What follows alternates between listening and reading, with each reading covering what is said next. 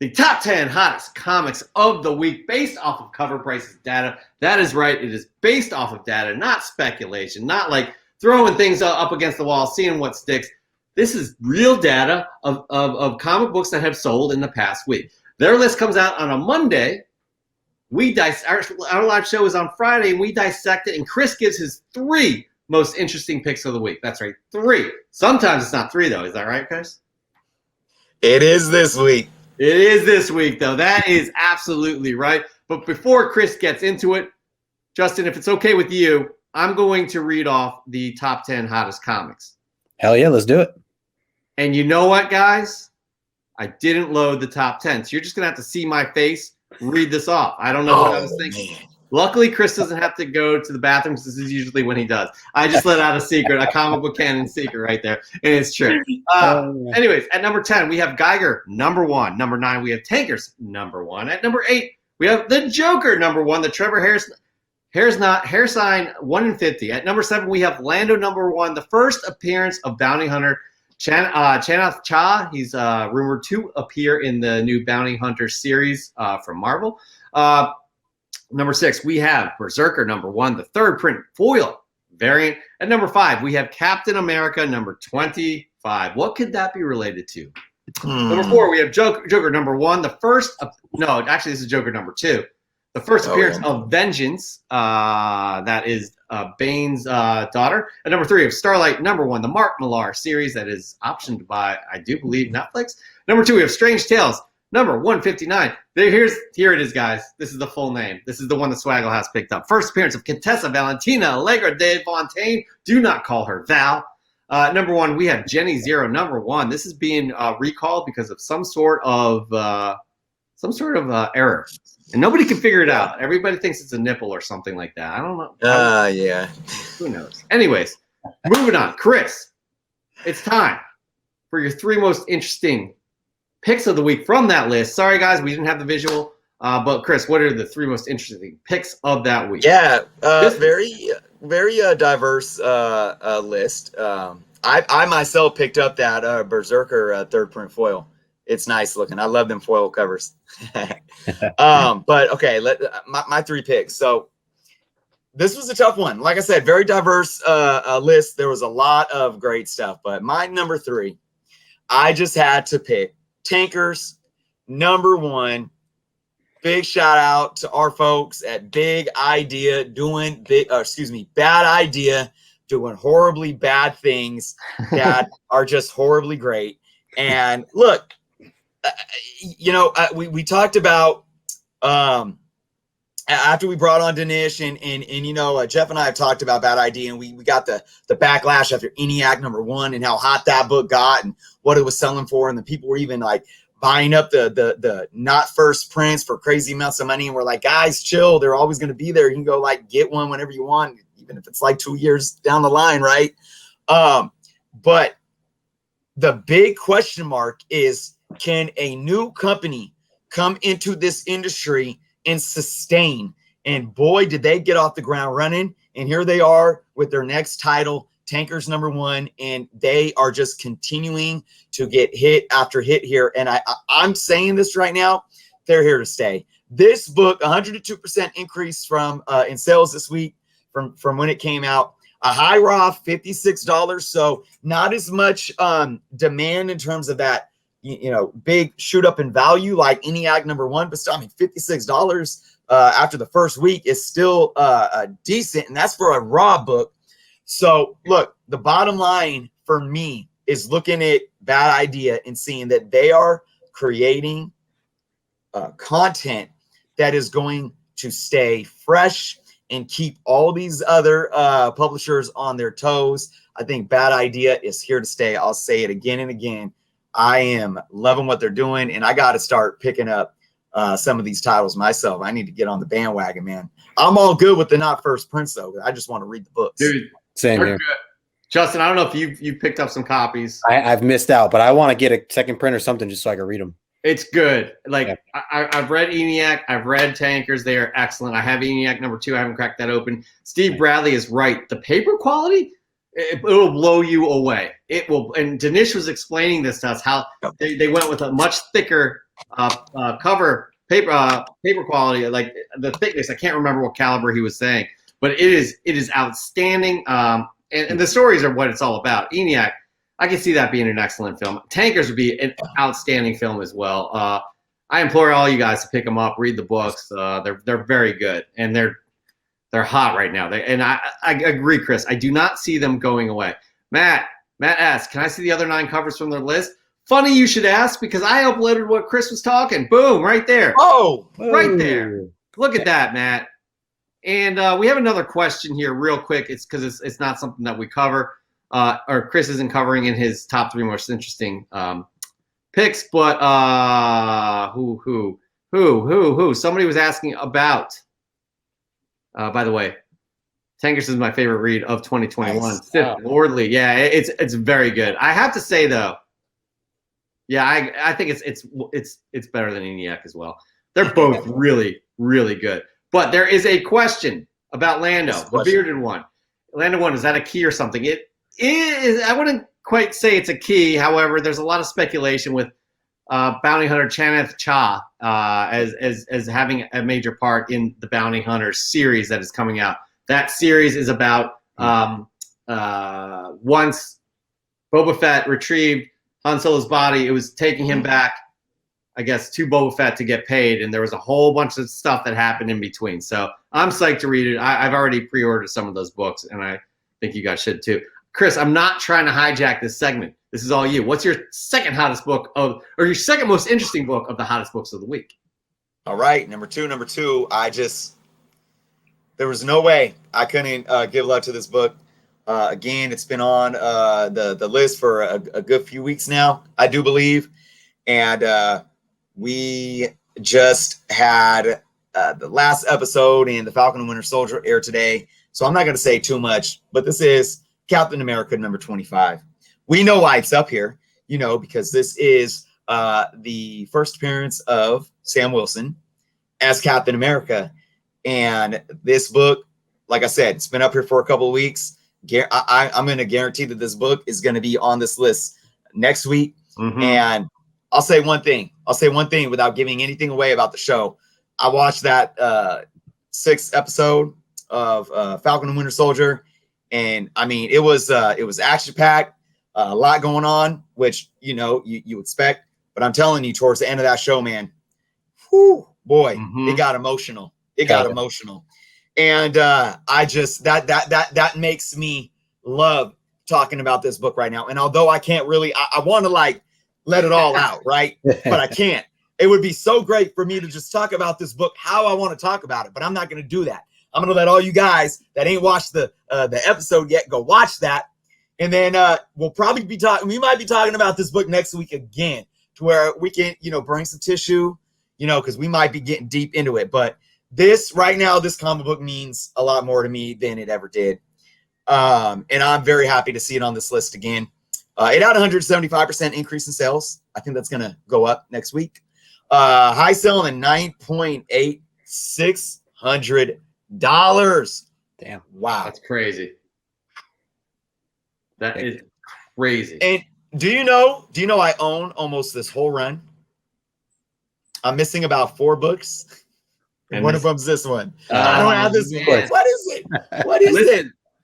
There was a 1 in 15 variant. It was a Hasbro variant. I think I showed that a few weeks in my Fresh from the Comic Shop. You did.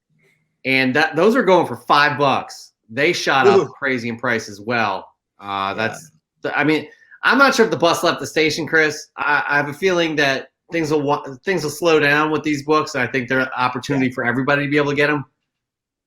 I can't say any more than that. I don't want to say any more. Justin, what are your thoughts here? I'm just glad I got Sam Wilson's first official appearance. That was my main thing. I got it last year, right before things got crazy. That was one of my only books that sent to CGC, and that thing just came back recently for 7. That's a classic book. And that was even before 7.0. So okay, mine's probably like more of like a 4.0, but I'm happy with it. That's a classic book. They're all it's crazy. It's good that you have it. That was a huge book before we even saw the Falcon in the MCU. Yep. Good on both of you guys for owning that. All right, Chris, here we go. Top 10 hottest comics of the week. Your third most interesting pick from this list will make at least one person watching the show happy. One person. Here we go. You know, I mean, guys, you know me. I love a lot of things. I love Spider-Man. Maybe Spider-Man is my grail run. You guys know how I love Adam Warlock. I wish I could talk about Adam Warlock. Infinity Watch #1 every week. I wish we could just ignore the top 10 and I just sit here with my Infinity War #1 and just shove it in your face, right? But I don't do that. I'm a nice guy, so it takes a lot, but I don't do it. But outside of those things, you know what I've been talking about for like the last 2+ years? Strange Tales. And I liked it. How many submissions from our Fresh from the Comic Shop were Strange Tales, man? I got to put #1 as Strange Tales #159 because I've been talking about this run literally for over 2 years. You could go back to my videos on YouTube when I was just casually making videos. I was saying Strange Tales, Strange Tales, Strange Tales. There are so many first appearances, spec books that are this whole run has been overlooked for so long. So what have I been doing? Filling holes, building a run of some Strange Tales that I can get. And I'm not even talking about the early Silver Age ones. There's a lot in the later run, like this issue right here, #159, the first appearance of Contessa, Valentina, Allegro di Fontaine. Dude, ironically, I don't have this book. So I'm talking to myself here when I'm saying, like, why haven't you been picking up Strange Tales books? I guess I've been picking up the wrong ones. No, I'm just kidding. But it just goes to show that there's so many. There's so many out there. But look at these numbers. 395% increase in sales since we had the cameo from Julia Louis-Dreyfus. Is that how you say her last name? Yes. Elaine, you know. Check this out, though. A couple weeks ago, you know what a high sale of a CGC 9.6 was going for? How about Justin? I'm gonna bring you in on this. Yeah. Give me a rough estimate. This book 2 weeks ago. You don't know that this character is gonna, that this is the first appearance of a Contessa in the and we don't know that this character is gonna show up in the MCU. We know nothing about that. What do you think this book would go for a couple weeks ago in a CGC 9.6? And just rough estimate. I mean, I think it's in the hundreds just because it's old. It's older. I don't know, $100, $200 in a 9.6. That is pretty high for an older book like that. Matt said, yeah, the 9.6. Yeah, that's I'll guess 200. 130. That's what Matt. You said a couple hundred. Well, it did have, like to your point, Justin. I think we really got to look at 9.6s for Silver Age books like this. Yeah. So it was going for $565. Oh wow, okay. Yeah. That was a high sale. Okay. So fair market value may have been a little lower, you do that estimate, but high sale $565. Guess what the high sale was this week in the CGC 9.6? $1,985. Whoa, wow. It's crazy. That's almost 4 times a jump in 1 week. Oh my God. Look, now I'm going to talk about this a little bit. I'm talking about this a little bit because, Jeff, we talk about this all the time. I talk about it on my channel. I talk about the market, and there's all these naysayers. Oh, the market's going to crash. These books aren't worth this much. I'm like, if a book sells for that much, it's worth that much. Might not be worth that much tomorrow, but if it sells for that today, it's worth that much. Yeah. So you know what? I don't care. I don't care if there's somebody that's, rolling around with money and they're not concerned about paying their rent, paying their car bill, buying groceries. They're good. And all they care about is jumping on this book because they watched last week's episode of Falcon and Winter Soldier. And here comes, maybe they grew up, maybe they're our age and they love Seinfeld and they saw Elaine, like, Elaine's in the MCU. First appearance of the Contessa. Wait, gotta retype. Contessa Valent. What? Google. Contessa Delegra del Hunt. Oh, okay. Straight to Google Key Collector Comic app. Okay, I think I got it. Okay. Strange Tales 159. eBay. Oh man, there's one right there. CGC 9.6. like, you know, it's like, it's got, you know, 800 or best offer, 1985. I don't care. And the eBay seller's looking at it like, wait a minute, is that possible? I was only asking 800. I'll take it. So, like, I don't care how this happened. I don't care how this happened. It happened, and some lucky individual got this book for 4 times what it was selling just a week ago. So I hope they're happy. But obviously, all the theatrics, the point I'm trying to make is I really don't know. I really don't know if somebody just went trigger crazy on their phone. But you know, I don't know if this price will hold. But I'll say this. I will say this. I'm going to repeat myself. Strange Tales is a Silver Age run that has been undervalued for a very long time. Okay. And I will say this too. You know, Julia Louis Dreyfus, let's say her name right again. You know, she's a solid, you know, she's won Emmys. And she's got clout, man. She's freaking Elaine. And obviously they wouldn't just introduce this character just, you know, for shits and giggles. This character is going to be something in the MCU. And I think that's definitely going to keep eyes on this book. So will this 9.6 value cool off maybe a little bit, you know, after the show goes away and then we don't see the characters maybe for a little bit, you know, sure, ebb and flow. But look, the bottom line is this. This book, again, I say this all the time about thresholds. We're done seeing this book sell for $565 in a CGC 9.6. That's all I got to say. There's more plans for Val in the MCU, no doubt. Swaggle House came up with a good solution here, guys. Just call this character Elaine. Can't go wrong. Can't go wrong. Yeah. Well played, Swaggle House. Justin, your thoughts on this final book? I mean, it's crazy. I'm not interested in it. Obviously, if you can find it for a deal, yes, absolutely go for it. I need to see more though. Sure, it'd be great. I hope that we see more of her. Yeah, I don't know. I'm not really tracking anything down like this right now. But like I said, yeah, if you see it for a deal, obviously, you know, hearing these numbers, see if you can grab one, then go for it. But it's kind of where it's been. I mean, that's exactly what happened, Chris, by the way. Well played. That was all improv, by the way, but that's how it happened. You had just like literally either you're on the West Coast watching it at midnight or you're on the East Coast watching it at 3 a.m. And there's somebody in there going, oh, gotta get this character. Elaine's playing her. But like, this is what's happening. And Dan De La Torre brought it up well. This major spike in price is not a bubble. There are way too many good people getting into comic collecting for this market to crash. It's alive and healthy. Yep. And agreed. I think more people have been introduced, not only because of the pandemic, but I think more people have been introduced because of all of this content that would have came out with the pandemic or not the pandemic. And like people are interested in seeing these series on Disney Plus. People are interested in these characters. People are interested in the mythology of these characters. People are interested in the history of these characters. And it's just getting people into this hobby that we love. And that is only a good thing. You can't complain. I don't know. I don't really know what's going to happen with the prices. I don't know if it's a bubble or not. Who knows? Especially when things start, going back to some sort of normalcy where people are spending more money on going out and things like that. But I mean, just enjoy this. Like, honestly, I think all of us, I can speak for you guys. I say this, I've been saying this all show, but I think this is kind of fun too.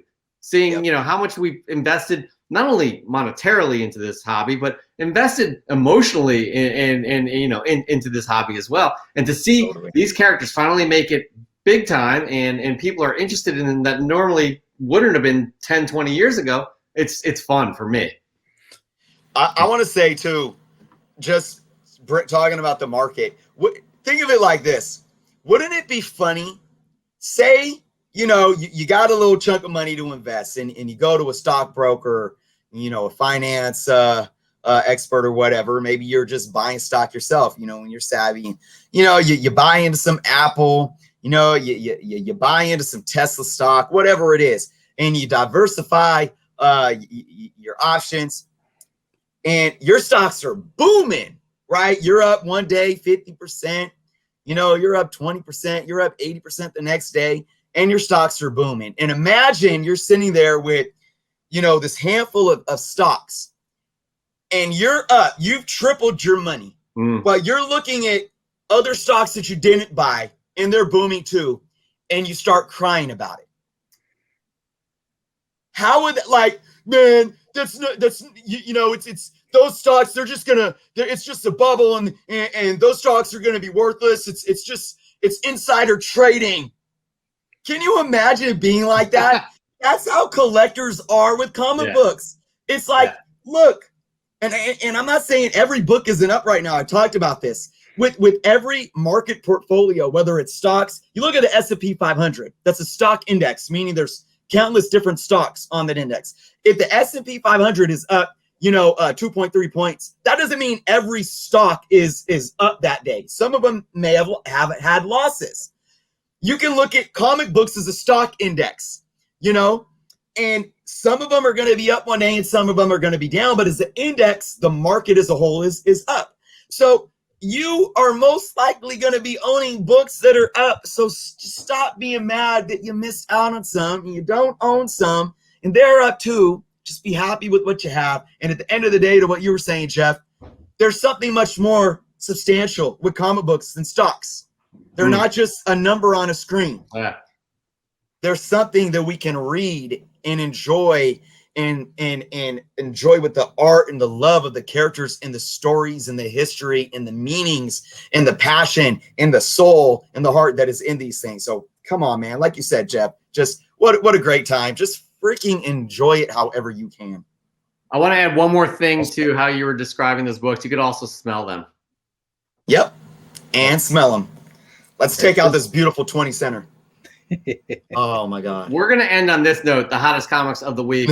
Matt asked, none of my friends collect comics, but they all watch the MCU and love it. And that goes to how these were, you know, these characters were created with love and just kind of appreciation. And it's just, again, it's an exciting time for this hobby that we all love. Actually, Justin, we're going to leave you with the final thoughts on the top 10 hottest comics of the week.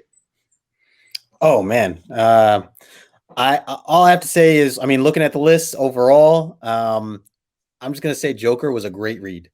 I would say if you guys have not picked, what were we talking? Oh, you mentioned before, and I'm going off, but you mentioned before about Nightwing 78. You said that there was speculation on it or something to that effect. Is that right? Why is that? I mean, was there a first appearance or something like that? There was a first appearance of.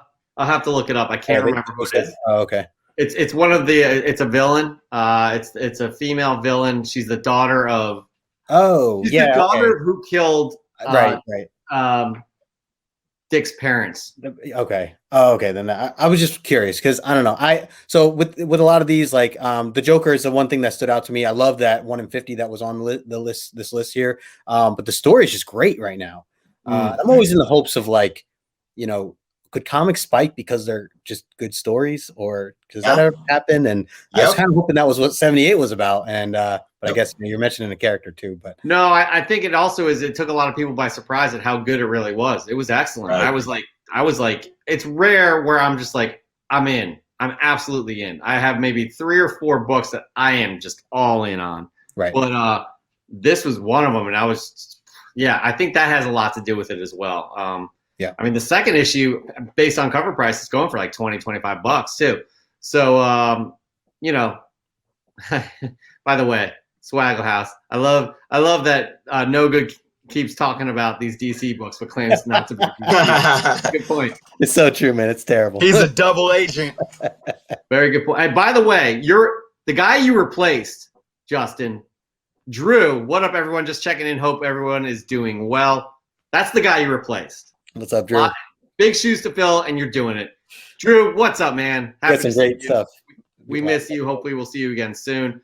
Anyways, that there ends our top 10 hottest comics of the week based off of cover prices data. We'll have a new list next week, and it will be just as interesting. It always is interesting. Isn't that right, Chris? Absolutely. Okay. All right.